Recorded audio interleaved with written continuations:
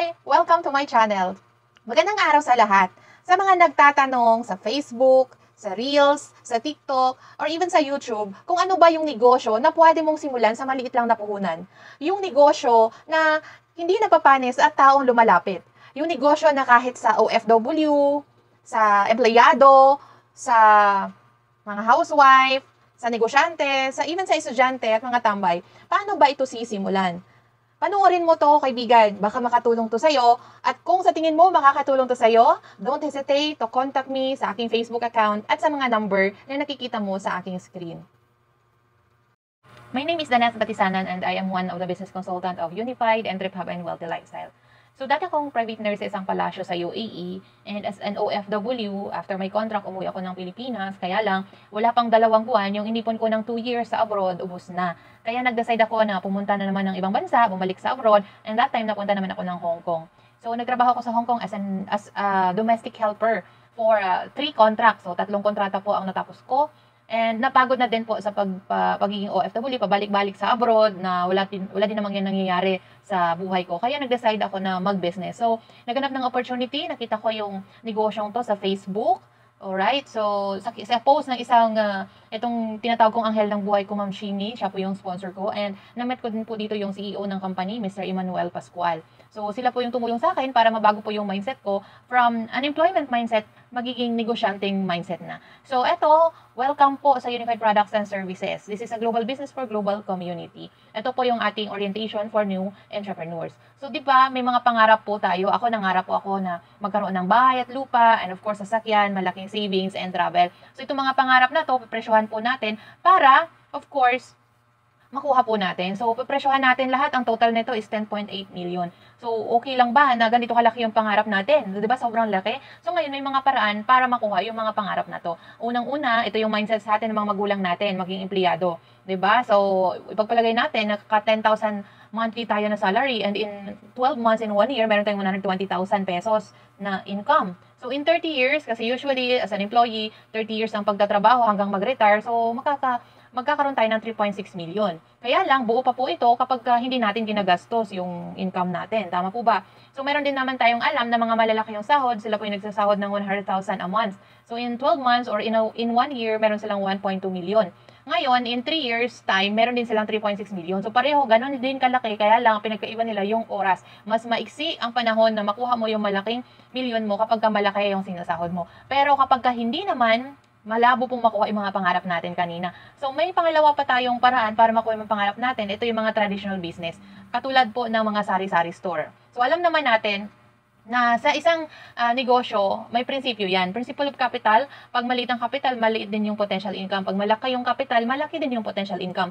Pag walang capital, huwag kang mag-expect na may income. So example po sa sari-sari store, kapag nag-start ka ng 50,000, ito yung inventory capital mo, times 20% na markup or patong mo, magkakaroon ka ng 10,000 income per month. Kaya lang, magiging buo lang ito kapag hindi mo kinukuhanan yung income ng tindahan mo. At may mga risk factors po sa pagiging sari-sari store or traditional business owner. Una po yung calamity. Alam naman po natin kapag may sunog, lindol, baha, or kung ano-ano pang mga kalamidad, sarado yung negosyo natin. Number 2 is human factor. Yung kapag may hiner kang bantay, tapos binabantayan ka din, nagbabantayan kayong dalawa.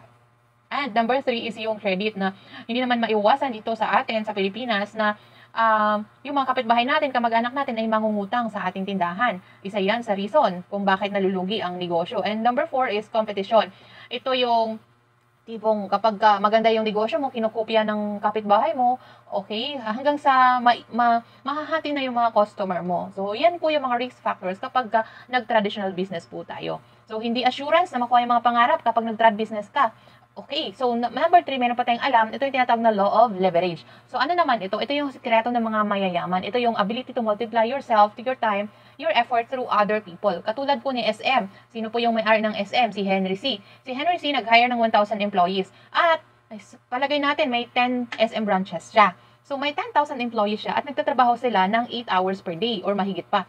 So kung 8 hours a day ang trabaho ng bawat empleyado, may 80,000 hours a day na nagagawa para kay Henry C. Kasi kung si Henry C lang mag-isa, hindi niya kakayanin na magkaroon ng 80,000 hours kasi kahit anong gawin natin, 24 hours lang talaga ang nabibigay or sa isang tao. Okay, ngayon, May dalawang klase ng leverage marketing. Una po itong franchising. If familiar po tayo sa mga franchising business, ito po yung binibili yung franchise. So, ito yung mga taong walang idea sa pagnenegosyo, walang concept, walang sistema, walang skills, pero may perang pambili ng franchise. Okay, katulad ng McDonald's. So, ang McDo is a franchising business and alam naman natin na napakadami ng mga branches ng McDo at open for franchising po ito. Magandang kitaan sa McDo kasi may 1 million income sila per month. Pero, kailangan ng 15 million na franchise fee sa McDo. Kung wala naman tayo niyan, huwag kang mag-alala kasi meron pa tayong isa. Ito yung multi-level marketing na katulad din po ng franchising. So, ito yung ginagawa ng mga taong walang idea, walang concept, walang system, at wala ding skills, at wala ding enough money, pero gustong-gusto magsimula ng negosyo. So, katulad dito sa ating negosyo na ipepresent mamaya. So, gagamitan lang po natin ng case system para po magpadami din ng branches natin. Ikikwento natin sa ating mga kakilala, kaibigan, ka-Facebook, ka-Instagram, kamag-anak, at lahat ng na mga nakikilala natin. Alright? So, welcome sa ating negosyo. Ito po ang Unified Products and Services. Na-establish po ito November 11, 2011. So meaning, 12 years na tayo in the market. Na ang owner po nito, our very humble and pure Filipino President, Mr. Emmanuel Pascual. Siya po ay accountant by profession and a successful business entrepreneur. Ang dami na po niyang natulungan na mabago ang buhay sa negosyong to. And siya din po yung may-ari ng RiceMart, F. Marienco, Generics Pharmacy at marami pang mga negosyo. Okay, so in terms of legalities, we are 100% legit kasi registered tayo sa Bangko Sentral ng Pilipinas, sa AMLA, and we have Securities and Exchange Commission, and of course, nagbabayad tayo ng tax natin sa BIR, and na-comply po natin lahat ng mga requirements. So we are legit po. And of course, may mga awards din po yung company natin na natatanggap mula sa ating mga ka-partners. And eto din po, isa sa ating partner, ang USSC or yung under kay Western Union. Okay, and iba pang mga bangko dito sa Pilipinas. And kasama din po yung ating presidente sa naimbitahan sa Puso na Economic Briefing 2022 na ito po ay mga financial institutions ang kasali. So dahil ang Unified ay isang financial institutions, kaya kasali tayo dito. So ang Unified Products and Services is a franchise business. Now, we are offering a one-stop shop business. So, ano-ano ba ito? Unang negosyo mo, kapag ikaw ay nag-franchise sa Unified, magkakaroon ka ng remittance business. Nakatie up po natin ang Cebuana, Western Union, mga bangko like Security Bank, BDO. We have also international remittance na iRemit. Mayroon na rin po tayong GCash, BPI, and eCash Pay. Itong eCash Pay, ito yung sarili nating remittance. Alright? So, aside from that, magkakaroon ka din po ng bills payment or automatic magiging bayad center ka na sa lugar niyo. So, pwedeng magbayad sa'yo yung mga kapitbahay mo or mga tao na sa lugar ninyo ng kanilang mga bills sa PLDT, sa Smart Signal, or even sa electric bill nila, Meralco, and many more. So, lahat mga bills na binabayaran natin monthly, pwede na po natin bayaran sa ating unified system. Now, meron din po tayong loading na lahat po ng telcos ay pwede natin loadan. And hindi lang po local ang ating loading, we also have international in Singapore, in Dubai, in Hong Kong, and marami pa pong iba. Alright? So, aside from that, mayroon din po tayong travel and tours na pwede tayong mag-book ng mga tour packages local and international. Alright? So, alam naman natin na ang negosyong travel and tours ay boom na boom dito sa Pilipinas. Of course, kasama na din po dyan ang airline ticketing na kapag ikaw pumunta ng airport, ang dami-dami pong nagta-travel every day. So, partner po natin, 406 airlines, local and international. Andyan si Philippine Airlines, Cebu Pacific, AirAsia, and marami pang iba. And kasama na din sa maging negosyo mo ang shipping lines na kapartner natin si TransAsia, Togo, Travel, and FastCat. And may kasama din po tayong insurance. So, itong insurance na ito, pwede po natin itong ibenta. Meron po tayong health insurance under sa MaxiCare. And we have accidental insurance under kay Malayan and FPG Insurance. So, meron din po tayong marketplace na lahat ng mga products po natin na mga cosmetics, bigas, and mga wellness products ay mabibenta din po natin online. At pwede tayong kumita. And ang pinakabago ngayon ay ang frozen products natin na sobrang patok naman ito, no? Na pang home-based business, okay?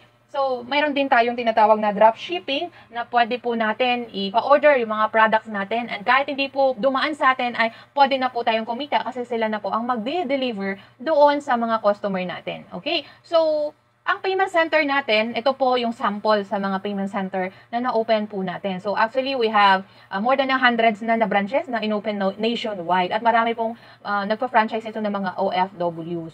So, ang franchise fee nito ay nagkakahalaga ng, 599,000 pesos. Pero, ang good news niyan, Kasi 219,998 na ngayon kasi naka-promo po tayo. Okay? So, sobrang ganda ng offer ng company natin. So, sa mga wala namang 200,000 mahigit, don't worry kasi pwede mo namang simulan yung negosyo sa maliit na puhunan lang. Good news yan. Kasi pwede kang magkaroon ng negosyo sa bahay mo lang. Home-based business ang tawag po natin. Okay, nagamit lang yung cellphone mo, ang halagang 16,998 ay pwede ka na pang makapagsimula ng negosyo na mga na-discuss ko kanina. Yung 16,998 mo, ano yung kapalit or ano ang inclusions nito? Magkakaroon ka ng home-based business, na remittance, bills payment loading, ticketing, hotel booking, travel and tours, insurance, and many more. Kasama po yan sa ipa-franchise mo. Kasama yan sa ilalabas mo sa 16,998. Yan yung kapalit. And that is a lifetime business. And kasama na din po dyan ang 110,000 personal accident under Himalayan Insurance. Ay meron din pong business kit or marketing materials na flyers and tarpaulin. And may kasama din po itong wellness products. So, 'di ba? Naglabas ka ng 16,998, may lifetime services ka na negosyo, may products ka pang makukuha. And kasama din po sa inclusions ang training. Libre po yung training na ituturo po sa atin kung paano po gawin yung negosyo po natin. Okay? And paano naman kumita sa negosyo natin? Of course, alamin natin how to earn in our business. So, una po, kita tayo through retail profit. Okay, so sa airline ticketing, we have, sabi ko kanina, we have domestic and international. Sa domestic or local flights, pwede tayong kumita na 500 pesos per way per ticket per person. So kung may 20 person kang na-book in a month, okay lang na magkaroon ka ng extra income na 10,000 pesos? Yes, okay na yan. Kahit sa bahay ka lang, pwede mo yung gawin. And meron din po tayong international na pwede na kumita ng 1,000 pesos per way per ticket per person. Again, kung may 10 person kang na-book in a month, pwede kang kumita ng another 10,000 pesos per month. Okay? Next na pwede mong pagkakitaan ang direct referral bonus. So, dito sa direct referral bonus natin, lahat ng mga na-referral natin ng business, kapag sila po ay nag-franchise sa company, bibigyan ka po ng 1,000 each franchisee. Okay? Na-refer mo lang sa kaibigan mo, sa kamag-anak mo, magkakaroon ka ng 1,000. Kung may 4 yan, meron kang 4,000. Kung may 10 yan, meron kang 10,000 pesos. Alright? So may tinatawag din tayong sales match bonus na kapag ka na-detect ng system na meron ka ng left sales group and right sales group, bibigyan ka ng company ng 1,500, 1,500, 1,500, 1,500. Okay, so may safety net po tayo na 36 matches per day. So pwede kang kumita ng 54,000 a day or 1.6 million per month. Alright? So may tinatawag din tayong OLMB na kapag ka ang ating business partner or na-refer na friend natin ay kumikita, lahat ng income niya, meron tayong 10%. So, kung kumita siya ng 1.5, tayo ay magkakaroon ng 150, 150, 150. Okay, hindi na ikaw ang nag-effort, pero meron ka pa rin 150 pesos. So, since may 36 matches siya per day, pwede kang kumita ng 5,400 per day. And in 1 month, pwede kumita ng 162,000 pesos per month. Alright? So, may tinatawag din tayong residual income na lahat ng mga business partners po natin, every time na nagtatransact po sila, magkakaroon po tayo ng residual income. Sa remittance piso, sa ticketing 10 pesos and 25 sa international. Pag nagbenta sila ng insurance, may 1 peso tayo. Pag nagbabayad naman sila ng bills, meron tayong 50 centavos. So, para mas maintindihan mo, ikaw yung nasa taas at lahat ng business partners mo na nasa baba, lahat ng transactions sila ay ikaw ang kumikita. Okay? Maganda po ba? Sobrang ganda ang negosyo natin. Next to that, we have MLM income. Na lahat ng mga products na binibili natin may corresponding yan na points.